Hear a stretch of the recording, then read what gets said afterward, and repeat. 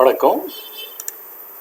இந்த வீடியோவில் வந்து நம்ம என்ன பார்க்க போகிறோம்னா லேப்டாப்போடைய சார்ஜிங் செக்ஷன் பார்க்க போகிறோம். இது வந்து மிடில் லெவலில் dual core motherboard laptop motherboard. இது ஜென்ரலாக வந்து சார்ஜிங் செக்ஷன் வந்து எப்படி ப்ராசஸ் ஆகுது அப்படின்றது பார்க்க போகிறோம்.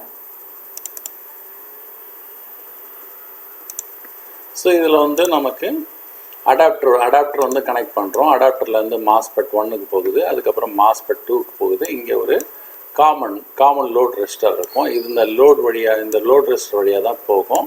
ஒருவேளை இதில் வந்து பேட்ரி அடாப்டர் கனெக்ட் பண்ணலன்னா பேட்டரியோட அவுட்புட்லேருந்து போகும். ஆவரேஜாக ஒரு 10.8 வோல்ட் பேட்டரி இது. ஸோ இந்த 10.8 வோல்ட் இல்லை 12 வோல்ட் பேட்டரி என்ன வோல்ட் இருக்கோ அந்த பேட்டரியோட அளவில் இருந்து இந்த ஃப்ளோ வந்து இந்த காமன் ரெஸ்டர் வழியாக போகும் இது. ஸோ இப்படி தான் வந்து நமக்கு எய்தர் வந்து அடாப்டர் வழியாகவோ அப்படி இல்லைன்னா பேட்டரி வழியாகவோ ப்ராசஸ் ஆகுது. சரிங்களா?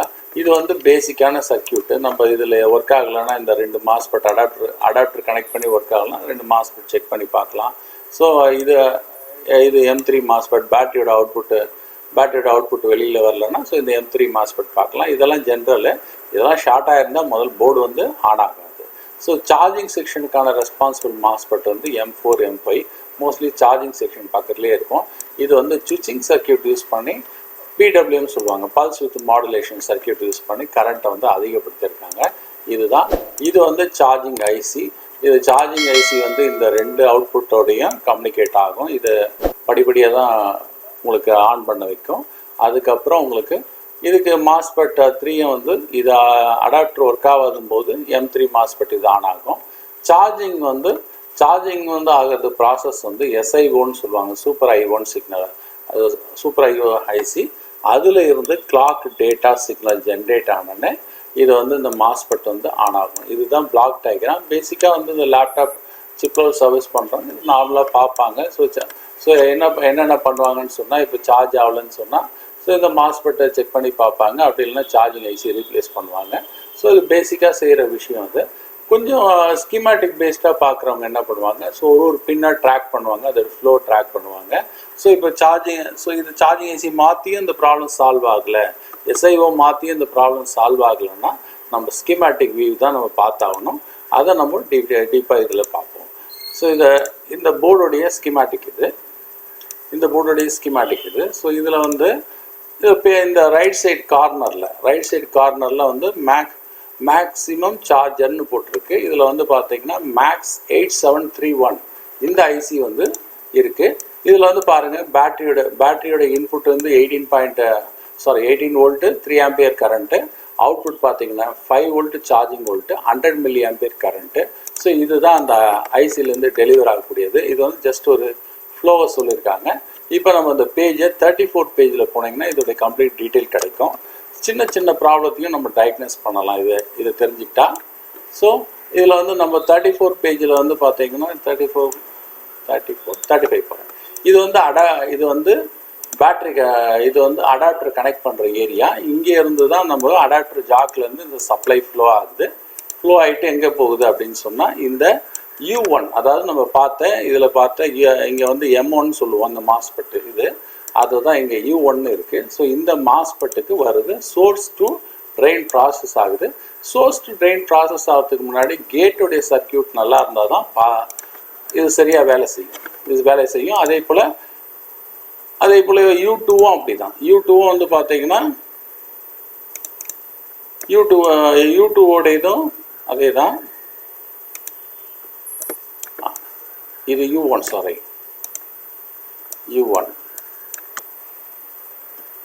இது வந்து அடாப்டர் ப்ளஸ். அதாவது ஃபஸ்ட்டு மாஸ்பெட்டில் இருந்து இந்த ஃப்ளோ வந்து இங்கே வருது. இது வருதுன்னும் பொழுது இதோடைய ஃப்ளோ பார்த்தீங்கன்னா இதுதான் இதோடைய ஃப்ளோ. இது வந்து ட்ரெயின் டு சோர்ஸ்க்கு கரண்ட் போகுது. ஆனால் அந்த கேட் ஆப்ரேட் ஆனால் தான் கேட்டோடைய ரோல் வந்து இம்பார்ட்டண்ட். எப்போ ஆன் பண்ணணுன்றது ஸோ அந்த சார்ஜிங் ஐசி தான் ரிஃப்ளெக்ட் பண்ணணும். அதை பற்றின டீட்டெயில் சர்க்கியூட் தான் இப்போ பார்க்க போகிறோம். அதுக்கு நம்ம சார்ஜிங் ஐசியோட பின்னோட்டை பற்றி டீட்டெயிலாக தெரிஞ்சிருந்தால் தான் இது பார்க்க முடியும். இதுதான் சார்ஜிங் ஐசி நம்ம பார்த்த மேக்ஸ் 8731 ஐசி. ஸோ இதில் வந்து என்னென்ன பின் பார்க்கணும், அதில் என்ன வோல்டேஜ் வரும், எப்படி டிஸ்கஸ் பண்ணுறது நம்ம பார்ப்போம். இது வந்து இதில் வந்து நம்ம என்னென்னா டிசிஇன்னா நம்ம என்ன சொல்லியிருக்கோம் ஆல்ரெடி மேலே பார்த்தது 18 வோல்ட்டு அடாப்டரோட வோல்டேஜ் வரணும். இது ஜஸ்ட் நம்ம லைட்டாக ஸ்க்ரோல் மூவ் பண்ணோன்னா உங்களுக்கு தெரியும் ஏடி ப்ளஸ்ன்னு போட்டிருக்கு. ஏடி ப்ளஸ்ன்றது வந்து நமக்கு அடாப்டருடைய வோல்டேஜ் வந்து இங்கே உள்ளே வரும். அதுக்கு அடுத்தது ஒரு வோல்டேஜ் டிவைடர் சர்க்கியூட் போட்டிருக்கு. வோல்டேஜ் டிவைடர் சர்க்கியூட் வந்து பார்த்தீங்கன்னா ஏசி இன்னன்னு கொடுத்துருக்காங்க. அப்படின்னா என்னென்னா இது ஏசி இன்னன்னு சொல்லுவாங்க, அடாப்டர் டிடெக்ட்னு சொல்லுவாங்க. ஸோ இது போல் வேறு நேமில் சொல்லுவாங்க. ஸோ அப்படி இருக்கிற பட்சத்தில் இந்த 18 வோல்ட் வந்து ஆவரேஜாக வந்து நமக்கு இந்த வோல்டேஜ் டிவைடர் சர்க்கியூட்டில் யூஸ் பண்ணி பார்த்தீங்கன்னா 2.05, அதாவது 2 வோல்ட்லேருந்து 3 வோல்ட்டுக்குள்ளே இது வந்து ப்ராசஸ் ஆகும். இது வந்த உடனே வந்த உடனே ஏசி ஓகேன்ற சிக்னலை இந்த ஐசி ஜென்ரேட் பண்ணும். இது வரையிலும் 1 2 3 இது வரையிலும் கரெக்டாக ப்ராசஸ் ஆயிடுச்சுன்னா அடாப்டர் ரிலேட்டடான அடாப்டர் கனெக்ட் பண்ணால் ஒர்க் ஆக மாட்டுதுன்ற ப்ராப்ளம் வந்து சால்வ் ஆகிடும். ஏன்னா இதை நம்ம வந்து ஸ்டெப் பை ஸ்டெப் தான் பார்க்க போகிறோம். ஏசி ஏவி இன். ஸோ இதை கண்ட்ரோல் போட்டு ஃபைனில் பார்ப்போம். AC AV -IN. ஸோ இதில் வந்து நம்ம பார்க்க போகிறோம். ஸோ ஃபைனில் நெக்ஸ்ட்டு ஸோ இங்கே இருக்குது இந்த சர்க்கியூட் வந்து இங்கே இருக்குது. இது நம்ம பேசிக்காக இந்த மாஸ்பெட் இந்த சின்ன ஐசியை பற்றி ஐடியா பண்ணிக்கலாம். ஏன்னா இது பார்த்தீங்கன்னா மாஸ்பெட் போல தான் இருக்குது. கேட் இருக்குது பாருங்கள், இங்கே கேட் இருக்குது, இங்கே கேட் இருக்குது. ஸோ இது வந்து இந்த மாஸ்பெட்டுக்கு ஏவின்னு 5வது பின்னில் வருது. 5வது பின்னில் நமக்கு இதோடைய வோல்டேஜ் அப்ளை ஆனால் இது என்ன ஆகும்னா இது வந்து ஆல்ரெடி வந்து என்ன கனெக்ட் ஆகிருக்காங்க கிரவுண்டில் 0 வோல்ட் கிரவுண்டில் கனெக்ட் ஆகிருக்காங்க. அப்போ இந்த இது வந்து என்னென்னா 0 வோல்ட் இந்த சர்க்கியூட்டே என்ன வரும்னா 0 வோல்ட் சர்க்கியூட்டாக தான் ஃப்ளோ ஆகும். 0 வோல்ட்டாக தான் ஃப்ளோ ஆகும். அப்போது இது வந்து என்ன சேனல் மாஸ்பெட் பாருங்கள். இது எப்படி என்ன சேனல் மாஸ்பெட்னு ஐடென்டிஃபை பண்ணுறது? ஆரோ மார்க் வந்து அவுட்டர் சைடில் இருக்குது. இப்படி இருந்ததுன்னா இது பி சேனல், இன்னர் சைடில் இருந்ததுன்னா இது என் சேனல்னு சொல்லுவாங்க. அப்போ பி சேனல் மாஸ்பெட்டாக இருந்தால் அதோடைய கேட்டுக்கு என்ன சப்ளை கொடுப்போம்? நம்ம நெகட்டிவ் சப்ளை கொடுப்போம். அப்போ அந்த ஐசி வந்து இந்த ஐசி ஜென்ரேட் பண்ண அவுட்புட் என்ன? இந்த ஐசி 2N7002 இந்த ஐசி ஜென்ரேட் பண்ண அவுட்புட் என்ன? 0 தான். அதாவது 0 வோல்ட் தான். இந்த 0 வோல்ட் வந்து ஆட்டோமேட்டிக்காக நமக்கு இந்த கேட்டுக்கு ப்ராசஸ் ஆச்சுன்னா இதோடைய ஃப்ளோ வந்து ட்ரைன் டு சோர்ஸ் இங்கே வரும். ஸோ இது போல் இந்த இன்டர்னலாக இந்த 2N7002ஓட வேலை வந்து இருக்குதுல்ல.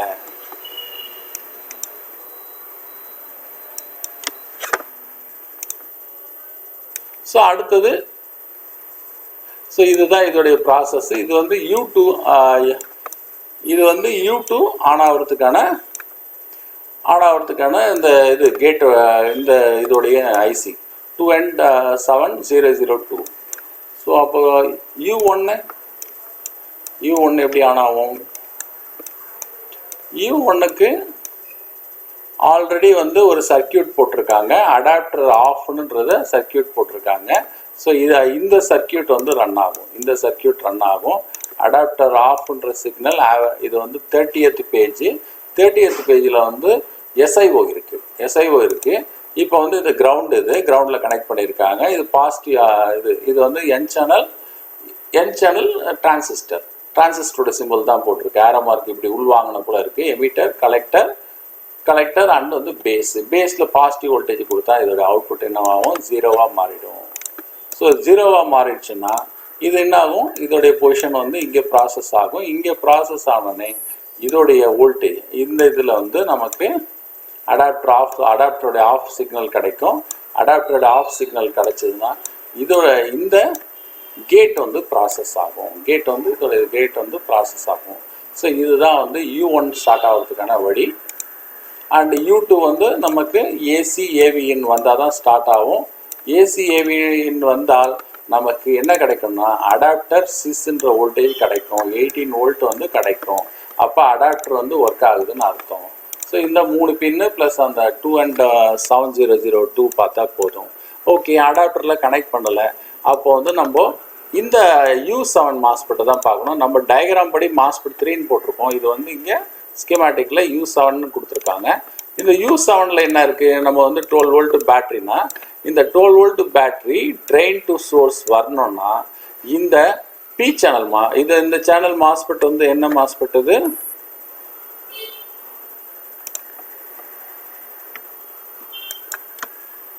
இது வந்து இந்த ஆங்கிள் வந்து எங்க இருக்கு? வெளியில இருக்கு, அவுட்டர்ல. நம்ம கேட்டுக்கு உள்ள இல்லை, வெளியில இருக்கு.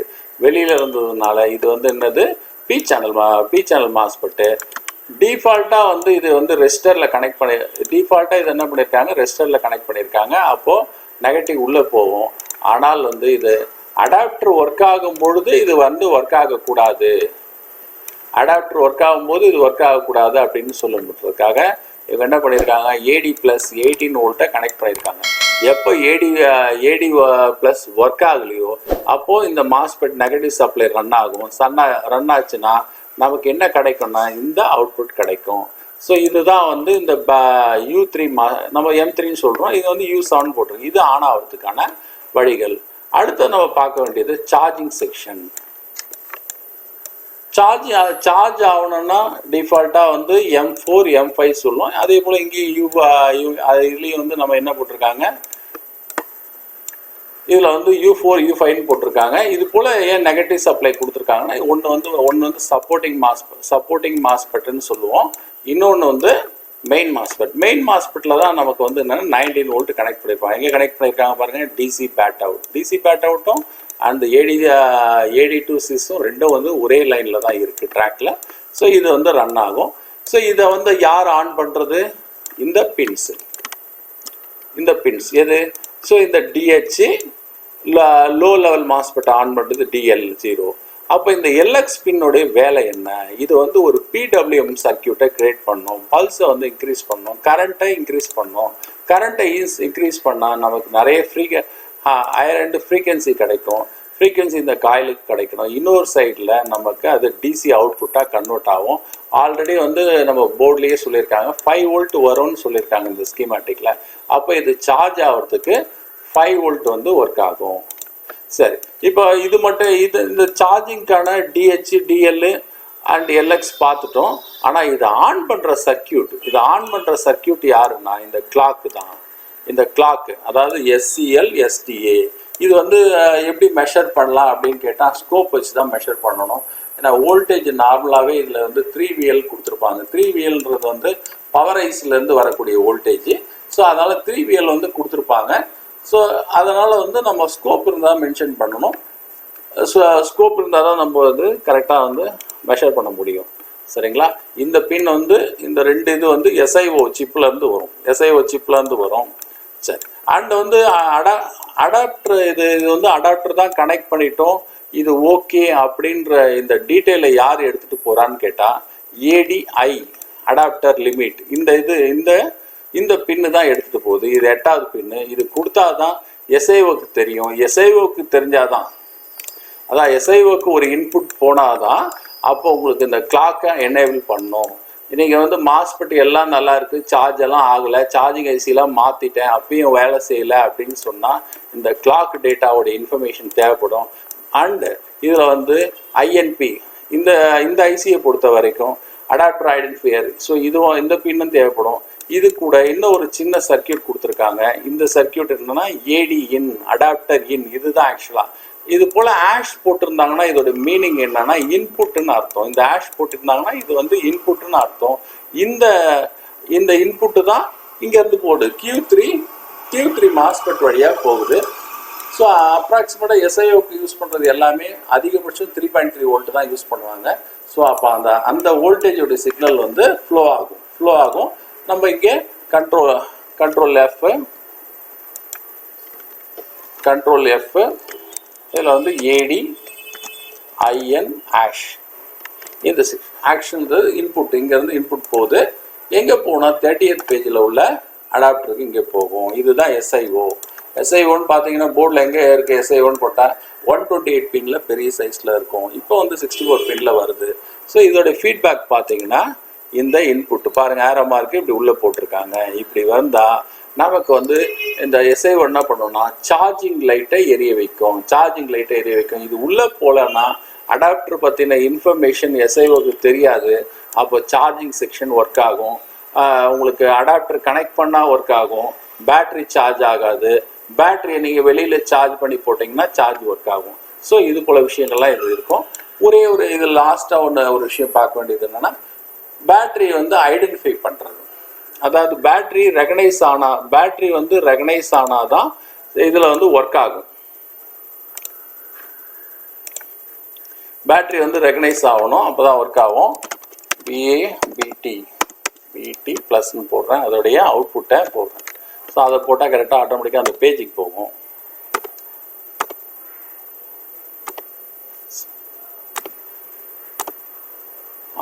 பேட்டரி இப்போ பாருங்கள், பேட்டரியில் இத்தனை பின்னு ஏன் அப்படின்னு கேட்டிங்கன்னா இதில் போட்டிருக்காங்க பாருங்கள். இதில் வந்து ஃபஸ்ட்டு வந்து பேட்டரியில் வந்து பார்த்தீங்கன்னா இதில் பிடி ப்ளஸ்ன்னு போட்டிருக்காங்க. இந்த 12 வோல்ட் இதுலேருந்து தான் வரும். ரெண்டாவது வந்து இதில் என்ன போட்டிருக்காங்க, கிளாக் டேட்டா பாருங்கள். இதுக்கும் வருது, சார்ஜிங் ஐசிக்கும் வருது. சார்ஜிங் ஐசிக்கும் வருது பாருங்கள். கிளாக் இந்த கிளாக் ஒர்க் ஆகலை, ஒன்றும் இல்லை, இந்த ரெசிஸ்டர் ஒர்க் ஆகலைன்னா கூட உங்களுக்கு சார்ஜ் ஆகாது. ஸோ அது ஸ்கீமேட்டிக் பார்த்தீங்கன்னா இந்த டீட்டெயில் வந்து நம்ம ஐடென்டிஃபை பண்ணலாம். அண்ட் வந்து பேட்டரி தெர்மல் பாருங்கள், இதில் வந்து பேட்டரி தெர்மல் போட்டிருக்காங்க. பேட்டரியோட ஹீட்டை வந்து மெஷர் பண்ணுறது. பேட்டரியோட ஹீட்டை வந்து ஆட்டோமேட்டிக்காக 30th பேஜ்னு போட்டிருக்காங்க. இது எஸ்ஐஓக்கு போகும். எஸ்ஐஓக்கு போகலை, ரெகனைஸ் ஆகலை, இந்த ரெசிஸ்டர் ஒர்க் ஆகலை, ஒரு ரெசிஸ்டர் தான். இதெல்லாம் ஜஸ்ட் அந்த இடத்துல நல்லா போர்டை க்ளீன் பண்ணாலே ஆட்டோமேட்டிக்காக சரியாயிடும். அப்படி இல்லைன்னா க்ளீன் பண்ணிவிட்டு லைட்டாக பேஸ்ட் போட்டு ட்ரை பண்ணாலும் சரியாயிடும். ஒருவேளை நம்ம அந்த சர்க்கியூட் ஐடென்டிஃபை பண்ண முடியலன்னா இப்படி பண்ணலாம். இது வந்து பேட்டரி தெர்மலான சர்க்கியூட்டு. இது எஸ்ஐஓக்கு போகுது. ஸோ அப்படி போனால் தான் இந்த பேட்டரி ரெகனைஸ் ஆகும். நீங்கள் புது எந்த பேட்டரி போட்டாலும் ஒர்க் ஆகலைன்னு சொல்லும்போது இந்த ப்ராப்ளம் வரும். சரிங்களா? இது ஒரு ப்ராப்ளம். இது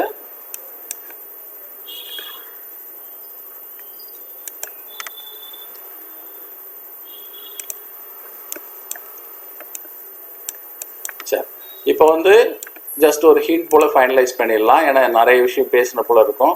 ஸோ நமக்கு புரியவும் செய்யணும் இல்லையா?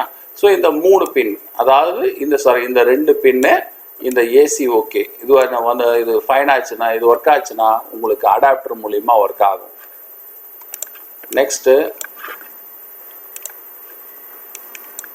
நெக்ஸ்ட்டு பேட்டரியோட மாஸ்பெட்டை பார்க்கணும்.